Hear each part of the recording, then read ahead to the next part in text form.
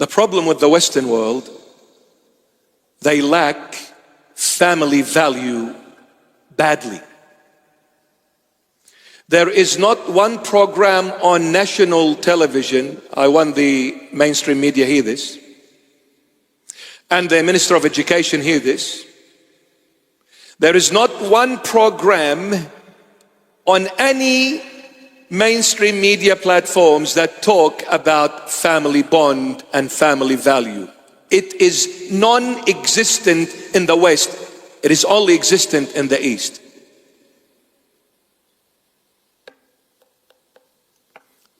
You know why? It's not that they are not smart enough to know what is happening. No, it is deliberate. Because the day they destroy family value, they've enslaved the person. They got him. So they'll come to this young man who lacks experience. He's got some knowledge. He finished high school. Congratulations. You are a genius now. You finished university, and those so-called professors, those atheists, those that come and say Big Bang created you. What a Big Bang of a head.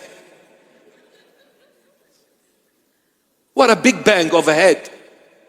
Mate, next time you go to Taronga Zoo, you see that chimpanzee, throw him a banana and say, "G'day, uncle," because he must be your uncle. What a Big Bang of a head. Incredible. But you see, this all started with the round table invented by Great Britain.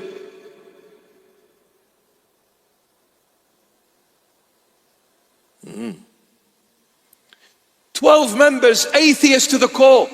Karl Marx, Darwin. Oh, let me hang what? Darwin theory? A round table member, an atheist against Jesus Christ of Nazareth to the core. They are teaching his theory. Theory, by the way, not facts, theory. At universities and colleges and high schools. Brainwashing millions of young men and women to bring them out of that uni godless. That's their aim, godless. You know why? Because that's the only time you can control a human being, when you make that person godless. Because we do not have the power unless it's given from above. So they want to disconnect you from above to be powerless in order to be enslaved. So what they will say?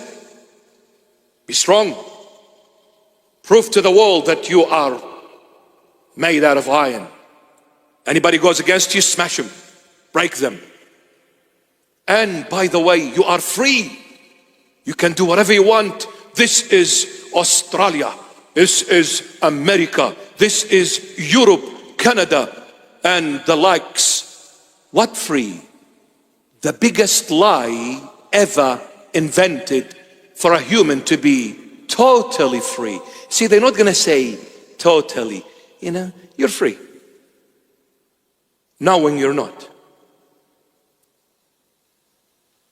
So do whatever you want. Because at the end we're waiting for you. Because you're going to come to us. We're going to grab you from the throat. And then it's too late for you to say something or anything. You're finished. So when you chase you, that knowledge leads you to darkness, blindness, separated from God, dead. So the world, the first thing will give you. Christ came and he said, the first thing you need to do, deny you and follow me. No longer you, but I, Jesus Christ of Nazareth. You want to live? You want to be in the light? You want to have eternal life? No longer do things your way, but let God do it for you. It has to be God's way. If I were to ask anyone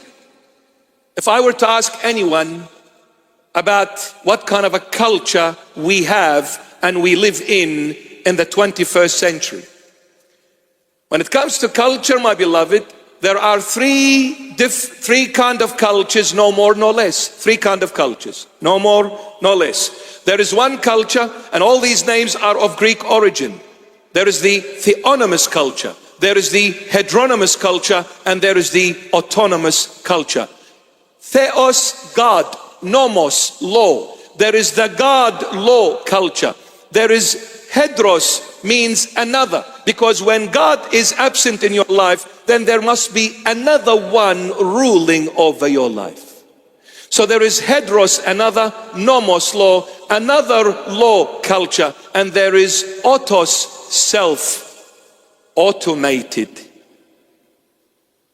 Autos, self, nomos, self-law culture. Out of the three, God's culture, another culture, another one or someone else's culture, and my culture. If I ask everyone, which out of these three is the culture of the 21st century? Definitely autonomous culture. It is either my way or you hit the highway, brother. From the youngest to the oldest, everybody says, I'll do whatever I want to do. You come to a little kid, don't open the drawer, no. Don't pour the milk on the couch. Come, let's go to church. Listen to mom. But when a friend calls and says, let's go to the club to Satan, yeah. Running, brother, running. Formula One. Formula One. But let's go to church. Oh, man, leave me alone. I'm so tired. I just came back home. Please, I want to go to sleep. But if a friend calls and says, let's go to club, you just walked in after a 24-hour shift. Yeah, mate, I'm coming. Let's go, bro. Where you going? You going? You doing? What's up? Man.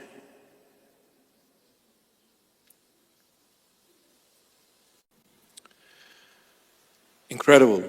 The Lord says, deny yourself. The world says, prove yourself. This knowledge leads to death. Denial of self, oneself, leads to life. You know why? Because it is impossible for two I am live together under one roof. Let me give you an example. Husband and wife, the best sort of analogy here. If the man and the woman go at each other head to head, what will happen? World War III. If the man says one thing and the woman says another, if the man says and she answers, he talks and she answers back, he talks and she answers back, or vice versa, what will happen? There will be no more home. Why? Because you cannot have two of me in the same place. It is either me or the other. It is either the husband or the wife, or it's either the wife or the husband. When it gets to life to exist and continue to exist, one of the two must humble themselves and give in for life to move on. If the two keep on bashing each other, you're asking for one thing: total destruction, no more family, no more life, death. So the Lord says, there is only one I am, that is me. So for you to be the I am, are you saying you're God? Because I am only applies to God. It cannot apply to anyone else. Simply, to be God, you need to be able to do one thing. You should, or you can never change. Can you as a human being prove to me that you can never change? Can you show me you can never change? You'll say no. Since you cannot stop from changing, since you cannot prove that you cannot change, therefore you cannot qualify to be God. God is the never changing being. We are the ever changing human being. So therefore you cannot be the I am. That leads to one I am, and that is God. You want to live, let God be your I am, i.e. existence. The day you be your own existence, you will kill yourself, you will destroy yourself. When you do things your way, you're going to hurt yourself. When you let God do it for you His way, you will live forever. When you look at the days of creation in Genesis 1 and 2, and when you look at the Lord on the cross, hanging on the cross, the Lord Jesus, while hanging on the cross, He said 7 profound statements. Those 7 profound statements, they go hand in hand with the 7 days of creation. So the first statement goes hand in hand with day 1. The second statement goes hand in hand with day 2, and so on and so on and so on, till the 7th statement goes hand in hand with the 7th day. Now, what happened on the first day of creation? God looked and he saw it was dark. And God said, let there be light. And light was created. And then God separated the light from darkness. He called the light day and darkness night. So God saw it was dark, and God said, let there be light. And then he separated the light from darkness. The Lord here in John 9:39 says, I came to the judgment of this world, for those who do not see darkness to see light, and those who see light to be blind darkness.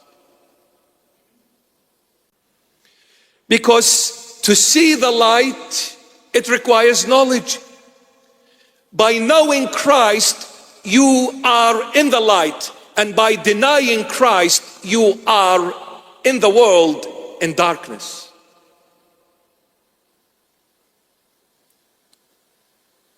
And how did the Lord Jesus get us to the light?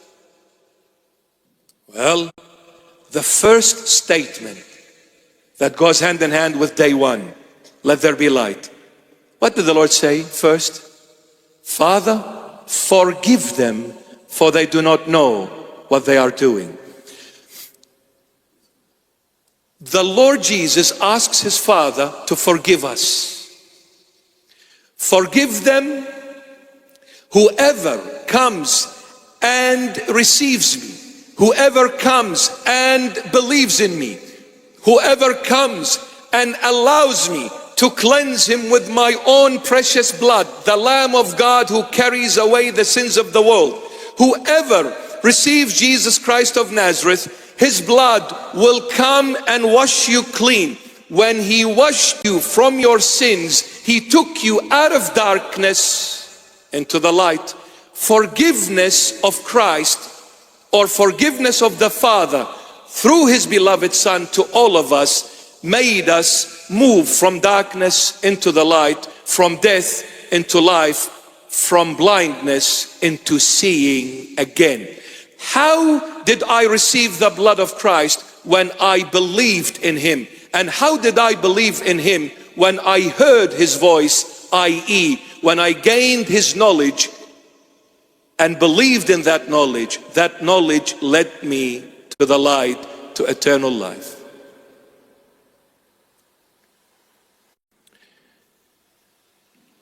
You want to remain living? Make Jesus your King.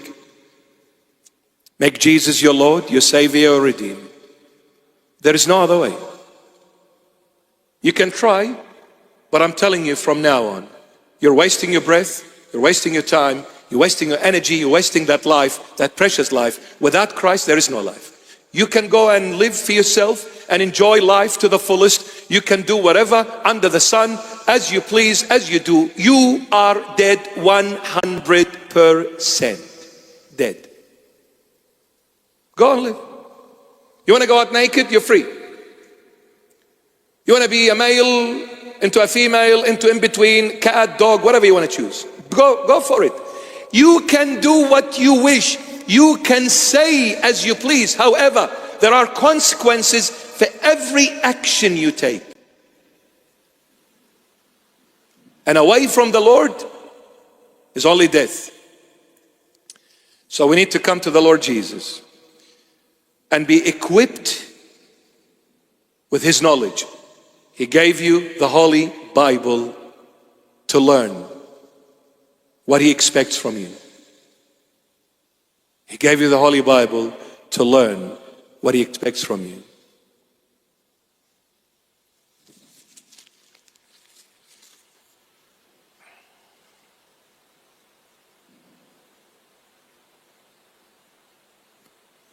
Unhealthy relationships ruin good attitudes. Unhealthy relationships ruin good attitudes. You mix with the wrong crowd, you'll eventually end up like them.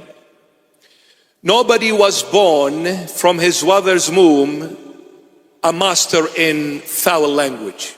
Nobody. Nobody was born from the mother's womb a drug addict or a drug dealer. Nobody. Nobody was born to be a serial killer. Nobody was born to be a thief, to be a liar, to be a destroyer. Nobody. We picked up those habits because we associated ourselves with the wrong crowd, which eventually influenced our lifestyle. You associate yourself with Christ, you start imitating Christ, you get the thought of Christ by reading the Holy Bible, you are gaining the thought of Christ. The word is the thought, that's where it begins there. So when you gain that thought of Christ, you'll start thinking like Him, you'll start talking like Him, you'll start walking like Him. When you look at the world, you get disgusted. When you look at the club, you get suffocated. When you look at King's Cross, very dark place. When you look at Star City Casino, very ugly place. But before, it was my source of oxygen. Man, when I go to the city, I'm alive, brother. But now that I've come to Christ, after receiving Christ, I tried to go back to the city. All I got was carbon dioxide. I suffocated. I ran back to the Lord. I started breathing again. But before it was the other way around. Before, when I came to church and listened to the bishop, no way in the world, mate, I'm going to sit 3 hours and listen to this bishop. But I listened to Mariah Carey.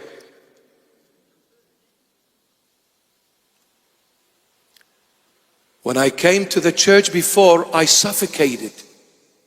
I said, never again. But after receiving Christ and gaining His knowledge, I went to the club. I couldn't handle it for 1 second. I ran away. I suffocated in the club because my oxygen, I was blind before, but the Lord opened my eyes.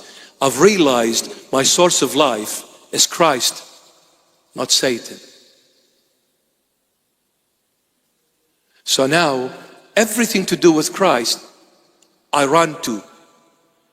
And everything to do with Satan, I run away from. I gain knowledge. And knowledge is light. Without knowledge, there is no light. There is no understanding. There is no comprehension. And without comprehension, how would you know where to go and where to come from? You have no sense of direction. Christ gives you clarity of orientation. Clarity.